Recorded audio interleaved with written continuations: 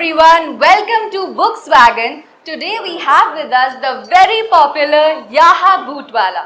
ये एक मशहूर शायर और स्पोकन वर्ड पोएट हैं जिनकी शायरी मोहब्बत, तन्हाई, ईमान और इंसानी नाजुकियत को गहरी सादगी के साथ बयां करती है। यहाँ आने के लिए आपका बहुत बहुत शुक्रिया सर।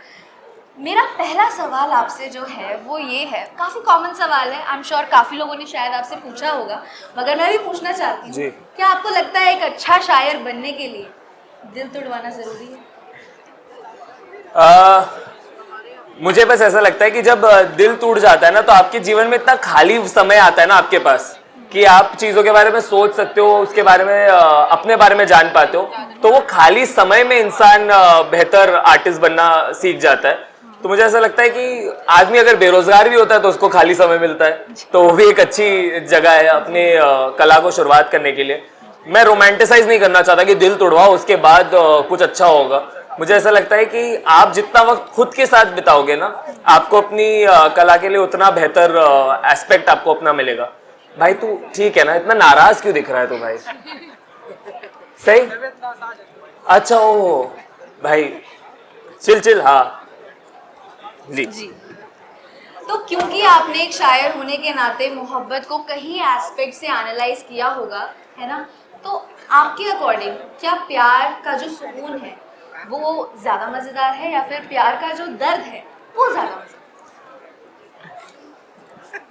देखो, प्यार का दर्द कोई मजेदार चीज नहीं है, इसको हम बिल्कुल रोमांटिसाइज नहीं करेंगे। हमें बिल्कुल जीवन में ऐसा सोचना नहीं कि अरे दिल टूटेगा उसके बाद कुछ कमाल ही हो जाएगा, नहीं, ये सारी चीजें निकाल दो अपने दिमाग से। मुझे ऐसा लगता है कि मैं हमेशा लोगों को समझाने की कोशिश करता हूँ कि दिल पता है क्यों टूटता है, क्योंकि प्रेम होना बहुत आसान चीज है, प्रेम इमोशन है, ठीक है, तो प्रेम बहुत जल्दी हो जाएगा जब मेहनत आपको लगती है रिश्ता संभालने में, क्योंकि रिश्ते में मेहनत करनी पड़ती है, आपको हर रोज एक तरीके से अप्रोच करना पड़ता है, आपको कोशिश करनी पड़ती है कि you have to make it work. जो कई बार आप ऐसे हो जाते हो कि अब तो यार साथ रह रहे हैं, अब तो क्या ही मेहनत, अब तो कहीं जाएंगे वो। तो आई थिंक एफर्ट डालना बहुत जरूरी है हर रोज रिश्ते को कायम रखने के लिए, और मैं उस एस्पेक्ट ऑफ प्यार को बहुत खूबसूरती से देखता हूँ। मुझे वो बहुत अच्छा लगता है कि आप किसी के साथ रहने के लिए हर रोज आप कोशिश कर रहे हो कि यार मैं इस इंसान को खुश कैसे करूं, इसको जैसे मेरी एक आदत है, मेरी वाइफ की हंसी मुझे बहुत अच्छी लगती है, तो मैं हर रोज एक चुटकुला सोचता हूँ उसको सुनाने के लिए, ताकि बस मैं उसको हंसवा दूं एक बार। तो वही है, कोशिश करते रहो रिश्ते को ठीक ठाक चलाकर कायम रखने के लिए। जी, तो सर आप क्योंकि शायरी लिखते हैं और शायरी में अक्सर कम शब्दों में बड़ी बात कही जाती है जी। अब आपने किताब लिखी है जी, तो किताब में आप थोड़े ज्यादा शब्द यूज करने वाले हैं, तो दोनों में से आपको क्या लगता है कि what do you resonate with more? क्या आपको किताब लिखने में भी उतना ही मजा आया जितना आपको शायरी लिखने में आता था? किताब लिखना डेफिनेटली ज्यादा मेहनत थी, क्योंकि किताब में क्या होता है ना कि आपको बहुत वक्त मिलता है दो किरदारों के साथ उनकी जिंदगी को जीने के लिए, और आप और गहरे जा पाते हो अपनी बात कहने में, है ना, कि कई बार कैसा होता है कि आप एक ख्याल लिख देते हो और फिर वो ख्याल आपसे सवाल पूछने लगता है और उसके जवाब देने में आप और चीजें आगे लिखते चले जाते हो। तो मुझे लगता है वहां पर किताब शाइन करती है कि वो एक किसी भी रिश्ते का, मतलब सिर्फ प्रेम की बात नहीं है, जैसे किताब के अंदर अलग अलग किस्म के रिश्ते हैं, तो मुझे बहुत वक्त मिला उन रिश्तों के साथ वक्त बिताने के लिए और उनके जवाब देने के लिए। तो इसलिए मुझे लगता है कि किताब में वो चीजें खूबसूरत है। जहाँ की बात है कि कविताएं बेहतर लगती है या कहानियां बेहतर लगती है लिखने में, मेरे लिए सिंपल ये रहा है कि मैं खुद को हमेशा कहानियों का माध्यम मानता हूँ। तो कुछ कहानियां चाहती है कि वो बोली जाए, कुछ कहानियां चाहती है कि वो लिखी जाए, तो मैं उनको उस हिसाब से, उनके हिसाब से लिखता हूँ, ना कि अपनी टिप्पणी देते हुए। तो आपका कोई ऐसा किरदार जिसकी इंस्पिरेशन आपको अपनी खुद की लाइफ से मिली? कोई किरदार जिसका इंस्पिरेशन मुझे खुद की लाइफ से मिलता हो? मैं बहुत कमाल का किरदार हूँ, मुझे ऐसा लगता है। देखो, अगर तुम अपने साथ वक्त बिताओगे ना थोड़ा और तुम अपनी पर्सनालिटी डाइसेक्ट करने लगोगे ना, तो तुम्हें रियलाइज होगा कि तुम्हारे अंदर ही 4 पर्सनालिटीज जी रही है, 6 पर्सनालिटीज जी रही है, ठीक है। तो मैं कोशिश करता हूँ कि एक इंसान, मतलब उस एक पर्सनालिटी से कोशिश करता हूँ एक कहानी जोड़ने के लिए, क्योंकि मुझे ऐसा लगता है कि जितना तुम खुद को जानोगे ना, वो सबसे मुश्किल काम है, खुद को जानना। दूसरों के ऊपर टिप्पणी देना बहुत आसान बात है, दूसरों को जज करना बहुत ईजी है, क्योंकि वो 4 चीजें करते हैं ना, उसके ऊपर आपके 100 थॉट है कि अरे देखो, आपका मेन ख्याल क्या होता है कि आप किसी को अपने से नीचा कर दो, तो जैसे ही वो कुछ गलत करते हैं ना, आपको ऐसा लगता है अरे मैं कितना बेहतर हूँ इस आदमी से। पर जब आप खुद को जानने लगते हो ना, जब आप खुद को सवाल पूछते हो और आप खुद की अच्छाइयाँ बुराइयाँ आप देखने लगते हो, डाइसेक्ट करने लगते हो बिना खुद को जज किए हुए कि ठीक है, I am good but it is not a great thing that I should be proud of, and I am bad but it's not because I want to do it that way, but it's because के इंसानी दिमाग चलता है कई बार उस तरीके से। तो खुद को बिना जज किए अपने आप को समझो, वो सबसे पहले खूबसूरत पार्ट है। हाँ, मैं वही इंसान हूँ। 3 बार मैंने देखा आप सवाल कर रहे हो खुद से। तो सर मैं एक छोटी सी गेम खेलना चाहती हूँ हाँ, आपके ओह साथ, ठीक है जी। तो मैं एक सेंटेंस बोलूंगी और आपको बताना है कि आपके लिए रेड फ्लैग है या ग्रीन फ्लैग। ठीक है, रेडी? ओके। तो एक ऐसा इंसान जो प्यार में है बट उसे ब्रेक लेना पसंद है। ग्रीन फ्लैग कह रहे हो? मिक्स है, मतलब ये एक्चुअली डिपेंड करता है कि वो क्यों ब्रेक लेना चाह रहा है। ऐसा भी हो सकता है उसका पार्टनर रेड फ्लैग हो जिसकी वजह से वो बार बार ब्रेक लेना चाह रहा है, या तो वो खुद रेड फ्लैग हो। तो ये डिपेंडेंट वाली बात है कि उनका रिश्ता कैसे चल रहा है। बट ज्यादातर मेरे लिए ऐसा है कि वर्क ऑन इट और लीव इट, ब्रेक वाला हिसाब मेरे को जमता नहीं है। जस्टिफाई मत करो तो। Red flag, red flag, red flag. ये कवर अप करना है। ओके। ऐसा कोई जिसे कॉल से ज्यादा टेक्स्ट में अपने इमोशंस एक्सप्रेस करना अच्छा लगता है। ग्रीन फ्लैग जब तक कर रहा है तब तक अच्छी बात है यार। जब तक इमोशन अपना आपको बता रहा है तब तक अच्छी बात है, तो ग्रीन फ्लैग। ठीक है, ओके। ऐसा कोई जो अपने एक्स के साथ अभी भी दोस्त है। ये दिल टूटे आशिक जो बोले हैं अचानक ही कि ना हमने एक बार कोशिश की थी, हमने देख चुके हैं, ठीक है। 99% रेड फ्लैग कर लेंगे, ठीक है। एक टके को छोड़ देते, क्या पता उनका सच में अच्छी। तेरा बहुत दिल टूटा है भाई, तेरा कुछ तो हिसाब चल रहा है तुम्हारा। इसीलिए मना कर रहे हैं, वरना अब तक हाँ बोलते होता है। ओके।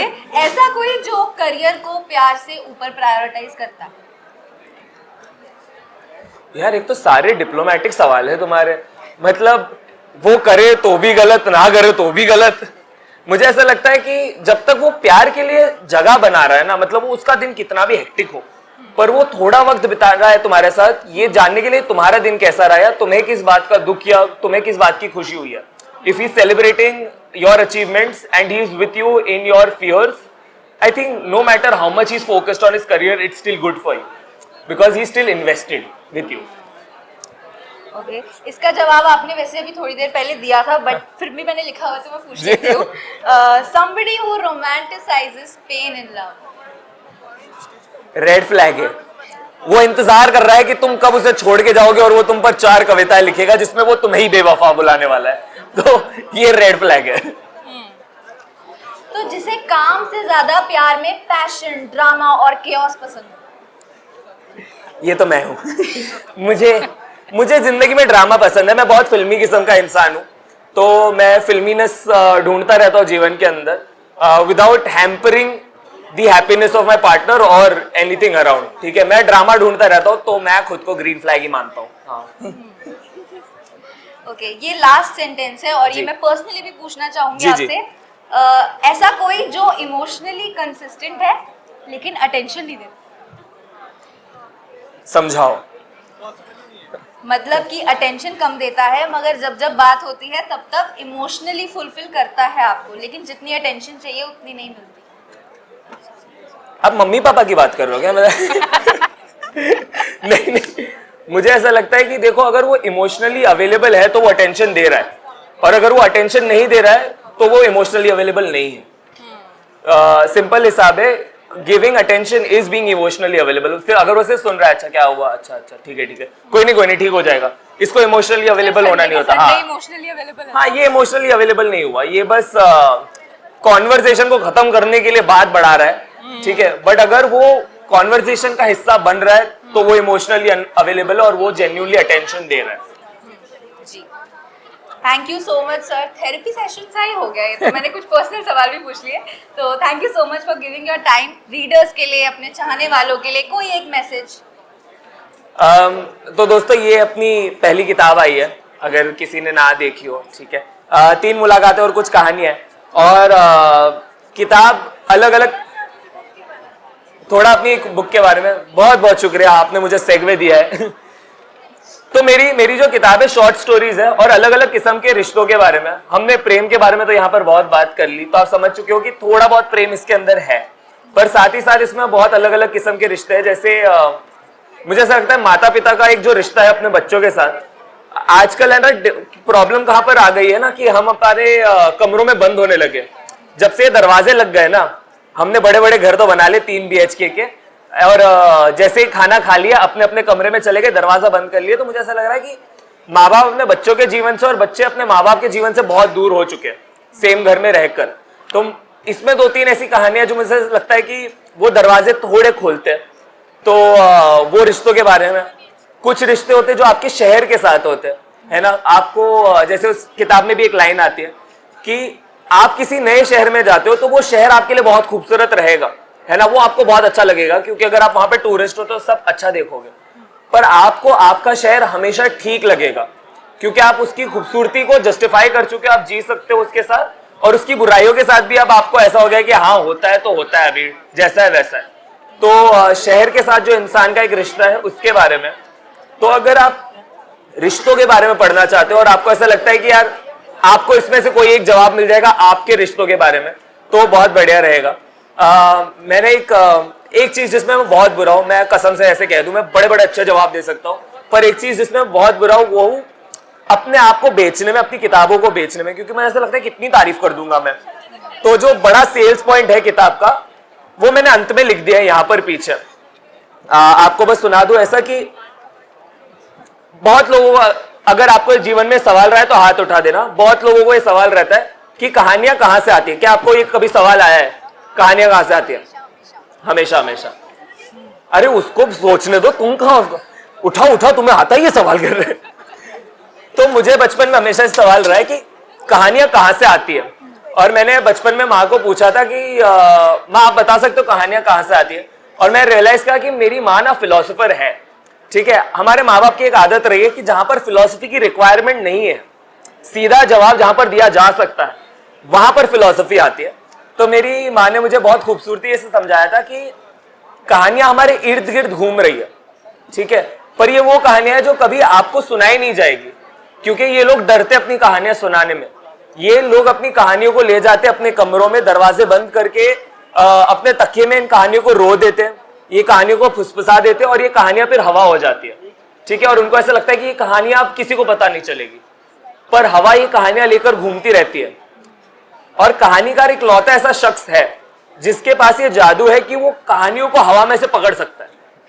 तो मैं उस दिन से बस ये कोशिश करता हूं कि मैं अपनी मुट्ठी घुमाता हूं हवा में और मैं कहानियां पकड़ने की कोशिश करता हूं। तो कुछ कुछ कहानियां मुझे मिल गई, कुछ कुछ खूबसूरत कहानियां मुझे मिल गई, जो मुझे ऐसा लगता है कि मैं कह सकता हूं कि लोगों को पढ़नी चाहिए, लोगों को पसंद आएगी। तो ये किताब में बस ये वो कहानियां है, ये चलती फिरती कहानी। आप सबको मुबारक हो।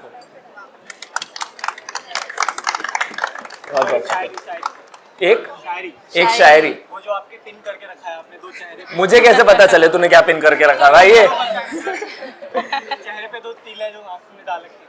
हाँ वो तो एक कहानी, उसको तो बट एक कविता कर देता हूँ नंदलेस। कितने लोग प्रेम में है यहाँ पर? सब। ये कैसा कलेक्टिव जवाब दिया है तुमने?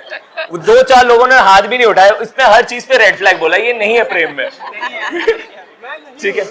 एक बेचारा इंसान वहां से दोनों हाथ घुमा रहा है, ठीक है भाई, आप कामयाब रहो। तो मुझे ऐसा लगता है कि जब इंसान को प्रेम होता है ना, तो उसकी सबसे खूबसूरत चीज ये है कि आपके इर्द गिर्द दुनिया कितनी भी खराब चल रही हो, आपको बढ़िया लगती है भाई, खूबसूरत है, क्योंकि आपको ऐसा लगता है कि ये दुनिया का इजाद इसलिए हुआ था ताकि मैं अपने प्रेमी से मिल सकूं, हम वक्त बिता सके और हम दुनिया को सुलझा सके। तो उस प्रेम पर ऐसा लिखा था कि अगर तू करे वादा साथ रहने का तो मैं लिखूंगा तेरे बारे में, कि अगर तू करे वादा साथ रहने का तो मैं लिखूंगा तेरे बारे में, नहीं लिखूंगा तेरे आंखों के बारे में जिनमें डूबने का मन करता है, या तेरे होठों के बारे में जिनमें चूमने का मन करता है, या तेरी जुल्फों के बारे में जिनमें उलझने का मन करता है, क्योंकि मैं नहीं लिखता उन चीजों के बारे में जो ढल जाती है। मैं लिखूंगा तो तेरे पागलपन के बारे में, तेरे इस झल्लेपन के बारे में, ये जो तू मजाक मजाक में मुझे हल्के से मारते हो, मुस्कुराते हो, उसके बारे में, और कभी कभी बिन वजह मेरे कंधे पे सर रख के रो जाते हो, उसके बारे में। मैं लिखूंगा कि सांसों के बीच की जो घुटन होती है वैसी लगती है मुझे जिंदगी तेरे बिना। मखते बिन गजल की अधूरी लगती है मुझे कहानी अपनी तेरे बिना। एक ख्वाब जो सालों साल तक जगाए रखता है वैसा असर है तेरे छुअन का। मैं लिखूंगा कि तू वो घर है जहां पे ठहरने का इरादा एक बंजारा भी रखता है, और तू वो किनारा है जिसके कदमों पर गिरने के लिए लहरें उठा करती है। मैं लिखूंगा कि तेरे बारे में लिख लिख के मैंने लिखना सीखा, और मैं इतना लिखूंगा कि पढ़ने वाला तुझसे मोहब्बत कर बैठेगा, तेरी छवि बनाकर अपने दिल में बसा कर रखेगा। जब भी इबादत में सर झुकाएगा तो तुझे पानी की दुआएं मांगेगा, और जब भी वो पढ़ने वाला हमें साथ देखेगा तो वो भी खुदा से यही पूछेगा कि क्या हुई खता हमसे कि ऐसा प्यार हमें नसीब ना हुआ। बहुत बहुत शुक्रिया। खुश है भाई तू? कोई निराश नहीं होना चाहिए जीवन में। ये होता है ना इंसान का ग्रीड, कि इतना मजा तो आ गया पर अगर थोड़ा और यार तुम जो कह रहे हो ना, वो एक कहानी का एक छोटा सा लाइन है। तो एक मेरी कहानी है YouTube पर, तो उसमें एक छोटी सी लाइन आती है, यहाँ पर अरेंज मैरिज में कितने लोग रह चुके मतलब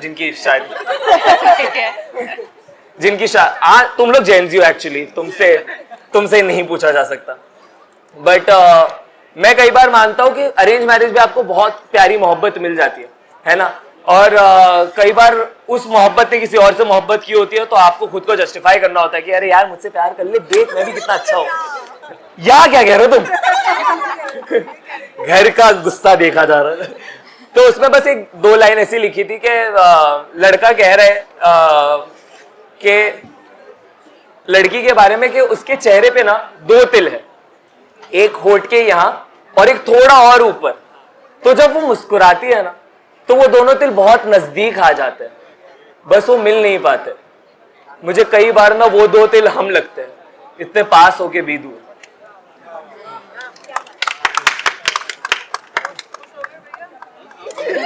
वो तिली है। But thank you so much, बहुत बहुत शुक्रिया। अगर आप में से किसी को कोई सवाल पूछना, अगर हमारे पास वक्त हो तो। हाँ, खुशी हो गया भाई, तो तेरे जीवन की सारी खुशी आज ही प्राप्त कर लेगा तू। किसी को कोई सवाल पूछना हो तो बताइए, अगर कुछ है दिमाग में।